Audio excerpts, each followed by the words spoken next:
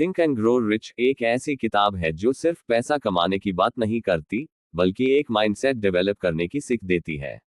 Author Napoleon Hill ने इस किताब में बहुत हाई सिंपल लैंग्वेज में समझाया है कि कैसे हम अपनी सोच और डिटर्मिनेशन से अपने सपने पूरे कर सकते हैं। एक बार की बात है, एक छोटा सा गांव था जहां एक लड़का रवि रहता था। रवि का सपना था कि वो एक बड़ा बिजनेसमैन बनेगा, लेकिन उसके पास ना पैसा था ना कोई रिसोर्सेस। एक दिन उसने ये किताब पढ़ी और उसका नजरिया बदल गया।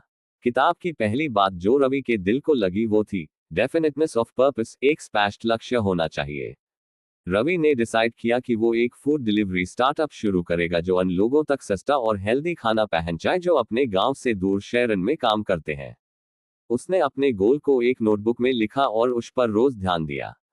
फिर उसने किताब की दूसरी बात इंप्लीमेंट की जो थी फेथ, अपने सपने पर विश्वास करना। सब लोग कहते थे कि वो फेल होगा, लेकिन रवि ने अपने सपने में पूरा भरोसा रखा।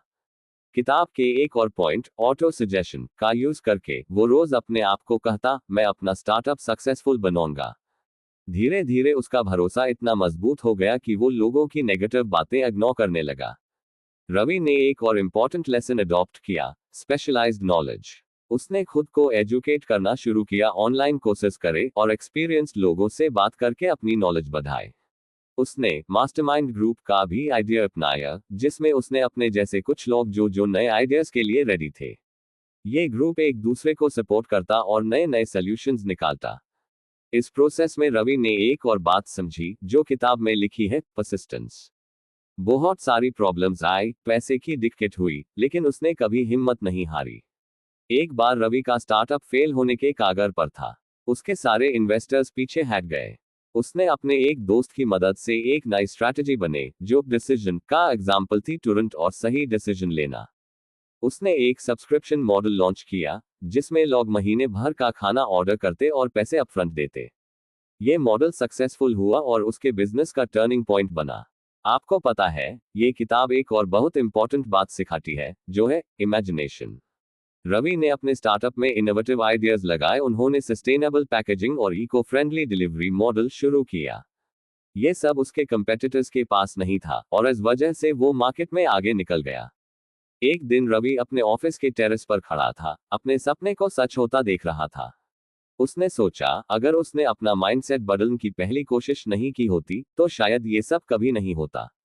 उसने अपनी journey think and grow rich की एडवाइस पर बेस करके लिखी थी। किताब ने उसके अंदर एक स्पार्क जगाया जो उससे हार नहीं मान दिया। मुझे लगता है ये किताब उन सब लोगों के लिए मस्ट रेड है जो लाइफ में कुछ बड़ा करना चाहते हैं। किताब आपको एक क्लियर रोड मैप देती है कि कैसे अपनी सोच और प्लानिंग से आप अपने गोल्स अचीव कर सकते हो। इसकी लैंग्वेज सिंपल है, एग्जाम्पल्स रिलेटेबल हैं और बातें आपको एक्शन लेने के लिए इंस्पायर करती हैं। अगर आपको लगता है कि आपका सपना बड़ा है लेकिन रिसोर्सेज कम है, तो ये किताब जरूर पढ़िए। ये सिर्फ एक किताब नहीं, एक माइंडसेट शिफ्ट है। रवि की तरह आप भी अपने लाइफ का एक नया चैप्टर शुरू कर सकते हो।